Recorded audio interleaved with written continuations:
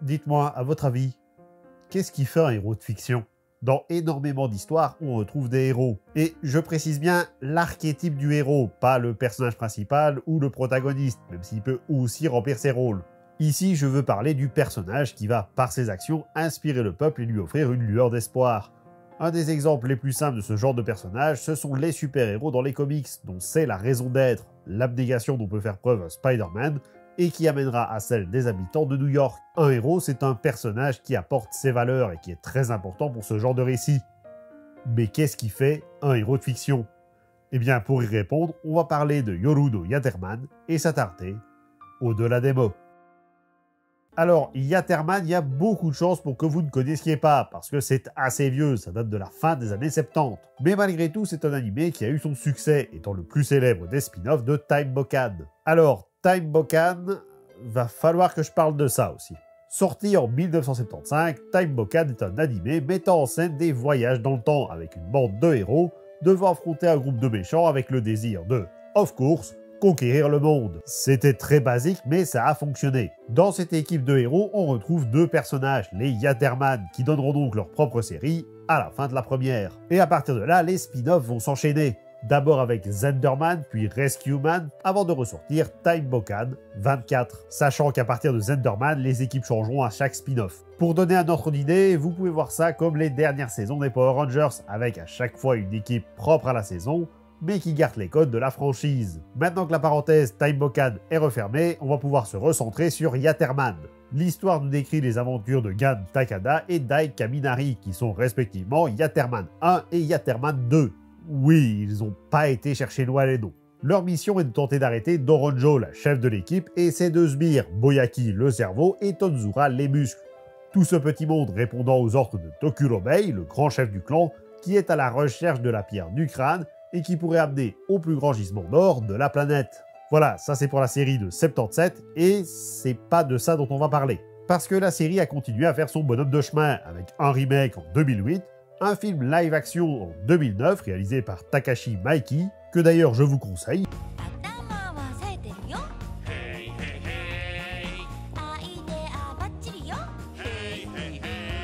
Et enfin, pour les 40 ans, une nouvelle version en 2015 intitulée Yoru no Yatterman et qui se distinguera de son prédécesseur en étant beaucoup plus sombre. Parce qu'à la base, c'est quand même vachement une parodie. Donc maintenant qu'on a mis le contexte autour de Yatterman, on peut se lancer sur le résumé de l'animé.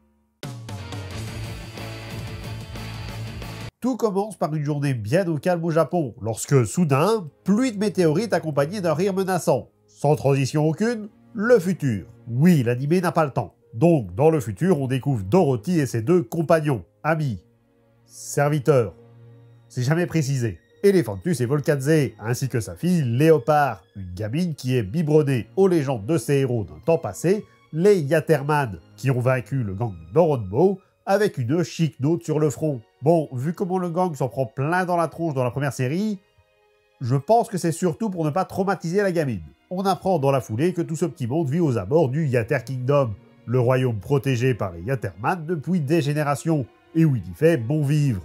Alors que chez eux, c'est un peu moins le cas. À mon avis, il doit y avoir anguille sous roche. Tout prendra sens le jour où Léopard tombera par hasard sur un tableau représentant les membres du clan d'Oronbo, Doronjo, Boyaki et Tonzura.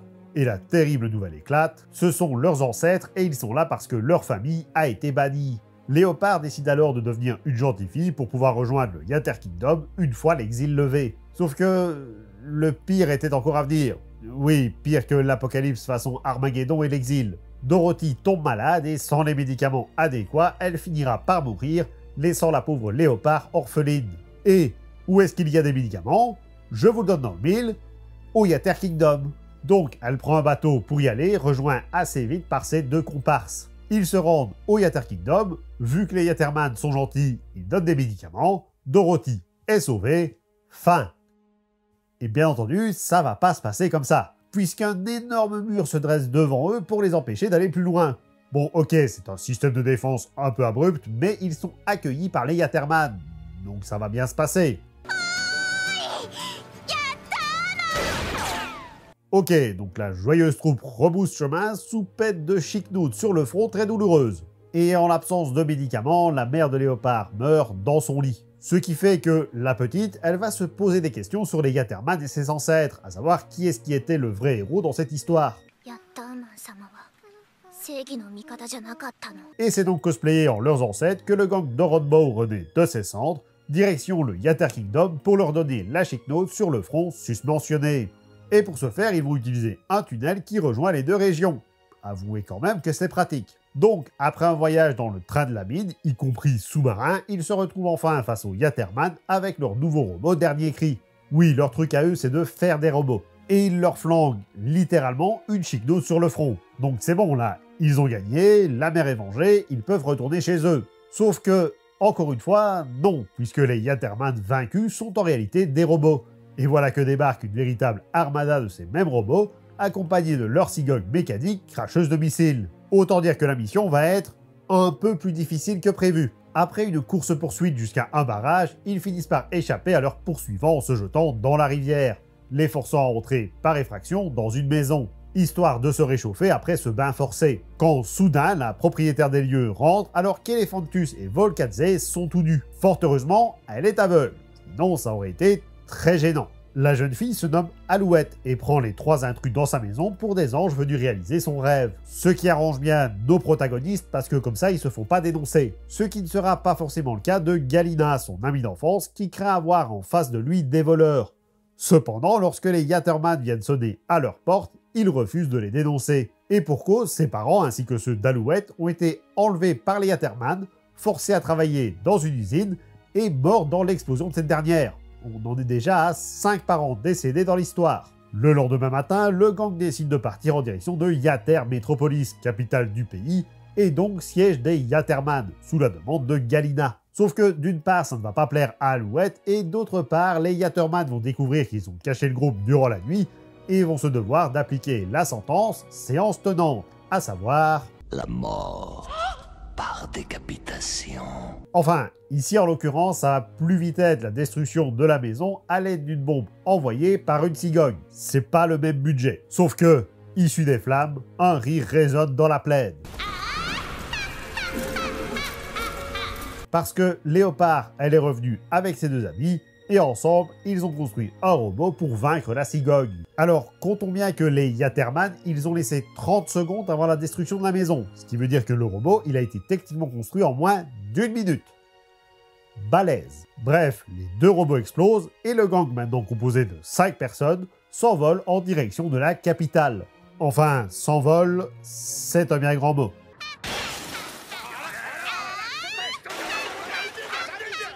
Encore une fois, moins d'1 minute pour construire le robot. Visiblement, serrer les boulons, c'était en option. À partir de là commence le long trajet vers la capitale, mais manque de bol, ils sont fauchés. Donc il va leur falloir du pognon. Donc on les retrouve en train de vendre du bois. Et pas du bois genre de chauffage, genre des baguettes en les faisant passer pour magiques. Ces types sont capables de construire des robots en moins d'1 minute. Fort heureusement, ils sont recueillis par un couple du village qui leur offre le couvert, malgré le fait que les taxes exorbitantes ne leur laissent pratiquement rien.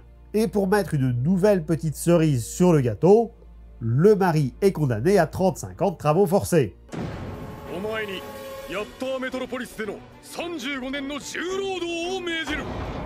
Condamné. Pourquoi? Est-ce que c'est vraiment important? De toute façon, le gang de Rodbow va les sauver. Malheureusement, toutes ces actions à l'encontre des Yatterman ont attiré le haut du panier, à savoir le général Goro et son adorable chien. Non, pas le gros chien robot, le petit robot chien là. De leur côté, le gang propose au couple de s'enfuir avec eux pour échapper à leur tortionnaire. L'idée semble alléchante, mais ne plaît pas tant que ça à l'époux, qui estime que, où qu'ils partent, les Yatterman les retrouveront toujours. Donc il va échafauder lui-même son plan, en se rendant au général Goro avec le marché suivant. La tête des rebelles contre une exemption des travaux forcés, ce que Goro accepte parce que c'est ce que font les héros. Donc après ça, ça fait bagarre de robot chien contre robot singe. Pourquoi un singe? Vous ne voulez pas le savoir. Avec une défaite de Rodbow, fallait bien que ça arrive à un moment donné, et en récompense pour leurs bonnes actions, ben le mari est envoyé aux travaux forcés. Parce que c'est ce que font les héros. J'imagine. N'ayant toujours pas d'argent, les Doronbow vont participer à un tournoi d'arts martiaux, ce qui devrait être facile avec Elephantus dans leur équipe. Sauf que c'est un tournoi de mineurs, donc il est trop vieux pour ça. Du coup, c'est Galina qui va s'en charger. Et il aura le choix entre 3 disciplines, à savoir le sumo, la boxe ou la lutte. Et il va choisir le sumo. Enfin, on va choisir le sumo pour lui, parce qu'il a clairement la carrure pour ce sport. Donc, après un intense entraînement, le tournoi peut commencer. Suite à un incroyable concours de circonstances, il arrive malgré tout en demi-finale où il perdra face à Tasheki dans une lutte acharnée. Non, je déconne, il perd en un coup. Donc, la finale a lieu entre Takeshi, le jeune homme qui veut amener sa mère à l'hôpital, et un mecha de 10 mètres de haut. On peut vérifier le règlement, parce que le règlement, il parlait de mineur. Or là, il n'est pas vraiment mineur. Moi, je vais dire objection. Ok, le combat peut commencer. Ok, le combat est terminé. Fort heureusement, Volkadze avait préparé un robot qui s'appelle Gengis Khan et qui va battre les robots adverses pour récupérer la récompense. Parce qu'au bout d'un moment, les règles, on s'en fout. Tout ça ne va pas plaire à Goro, lancé à leur poursuite, ce qui résultera par l'arrestation de Galina, ainsi que Léopard séparé du groupe et secouru par un villageois. De son côté, Galina est exécuté par les Yatterman, histoire d'envoyer un message. Fort heureusement, il sera sauvé par une révolte villageoise menée par Léopard. Après ça, on va passer assez vite sur les autres péripéties parce qu'elles fonctionnent sur le même schéma à base de méchants Yatterman et construction de robots. Donc, ils vont aider un habitant qui semble être fan de la Team Rocket à quitter le royaume par la mer parce que c'est son rêve. Quand bien même que ça leur coûtera un robot géant tout neuf, ils vont aussi sauver Cusi, un monstre du Loch Ness et son rejeton toujours en déjouant les plans de Goro pour finalement se faire capturer par ce dernier. Ils ne devront leur salut qu'à Galina et Alouette qui échapperont à leur poursuivant grâce à la voiture de Speed Racer. Quoi, y a un problème? Le tout avant d'arriver enfin à Yatter Metropolis. Et je vais m'arrêter là. Pas parce que j'ai pas envie de vous spoiler la fin, mais parce qu'elle possède un twist sur lequel je reviendrai après. Donc on va déjà s'intéresser à cette partie de l'histoire. Dans cette histoire, la différence entre les héros et leurs antagonistes est relativement floue. D'un côté, on a des héros bien établis, les Yatterman, véritables sauveurs de l'humanité il y a des générations, et de l'autre, des méchants non moins reconnus en tant que tels. Il suffit de voir le nombre de fois où on fait référence au gang Doronbow comme étant les voleurs légendaires.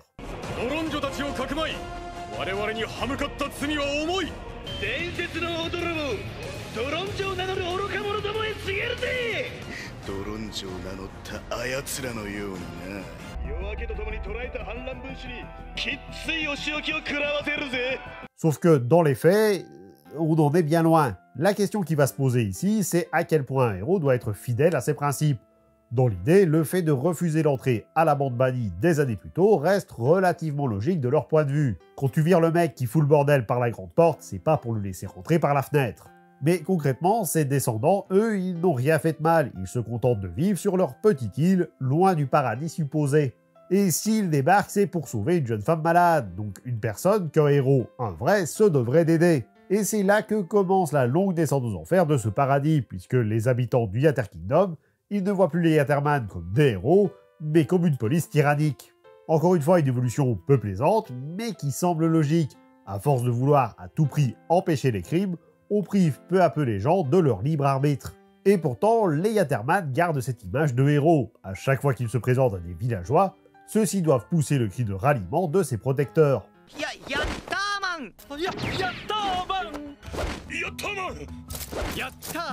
Et encore plus, on peut se pencher sur le cas de Michan. Ah oui, Michan, c'est la femme dont le mari doit partir aux travaux forcés. Malgré la situation déjà bien difficile, elle nous est présentée comme souriante lors de sa première rencontre.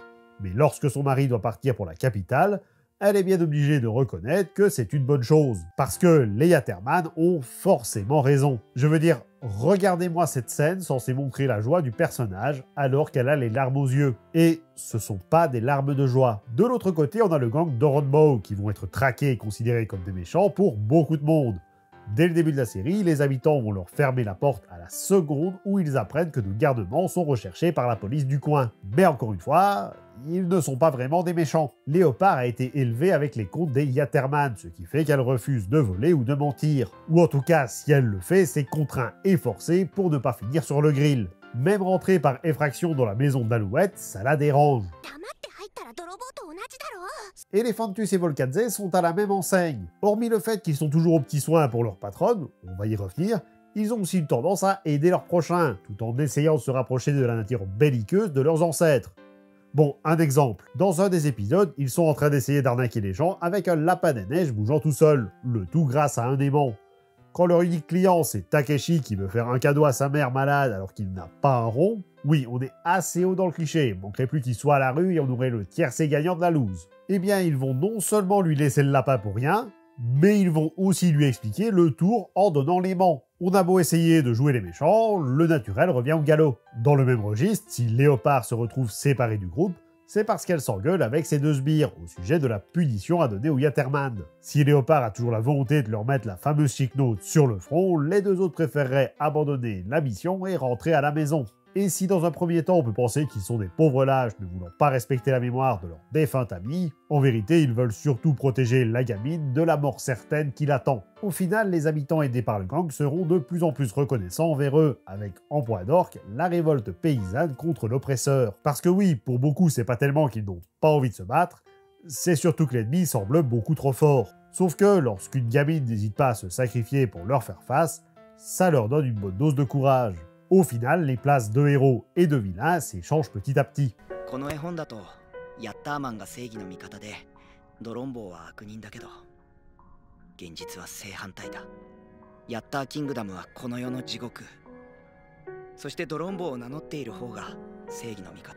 Et maintenant, c'est l'heure de passer au twist.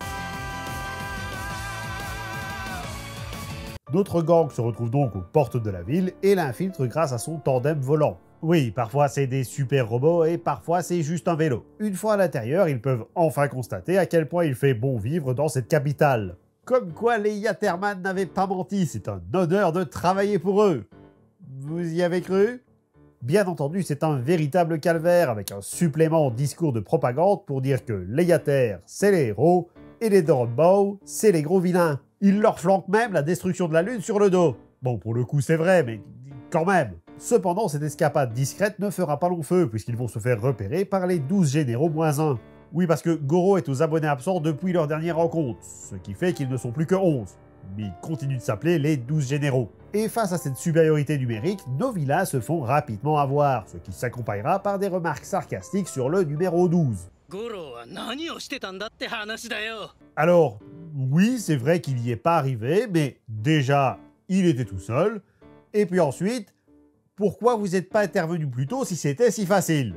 Non, parce que là, on en est à quoi? Une demi-douzaine d'infrastructures et d'opérations foutues en l'air par les troubles faits. Je pense que vos supérieurs auraient préféré que vous vous bougiez le derche un peu plus vite. Et justement, les supérieurs veulent rencontrer le gang d'Oronbow.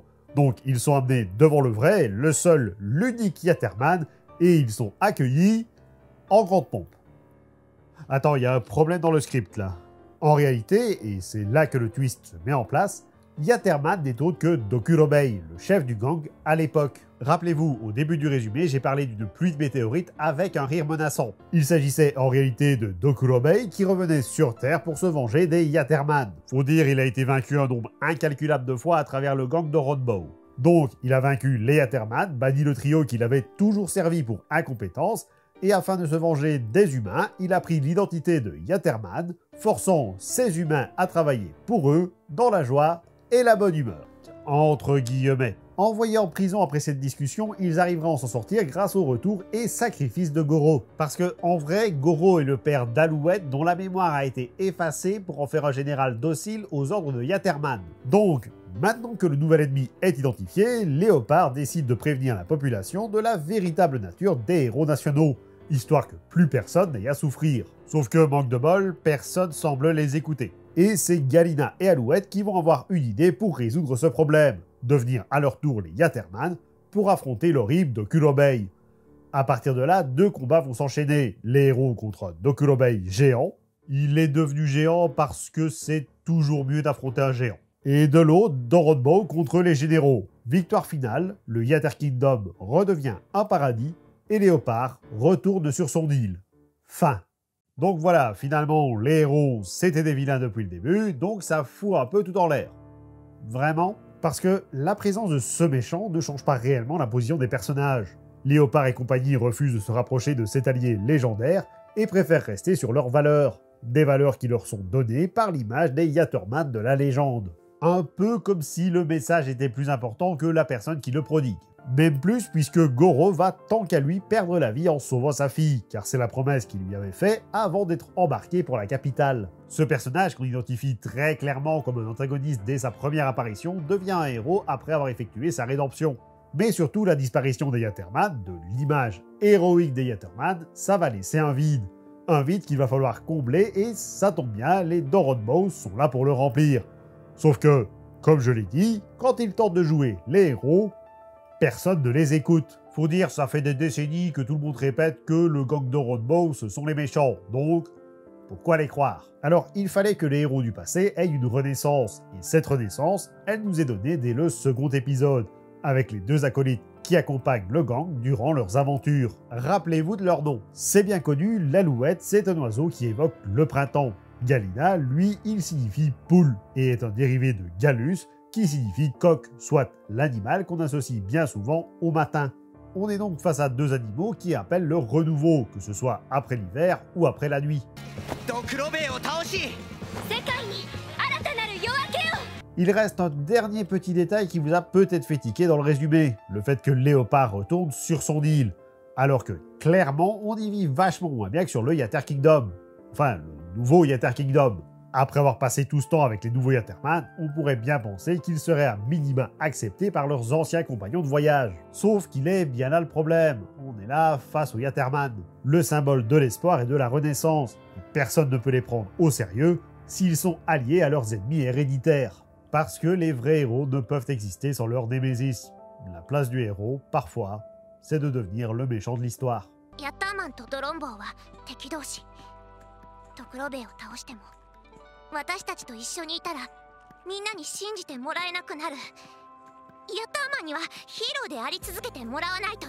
Je vous remercie d'avoir regardé cette vidéo et j'espère qu'elle vous a plu. N'hésitez pas à commenter, liker, partager, à vous abonner pour ne manquer aucune des prochaines vidéos. Vous pouvez également me suivre sur les réseaux sociaux. Moi je vous dis à très vite. C'était le Game Squeaker pour vous servir.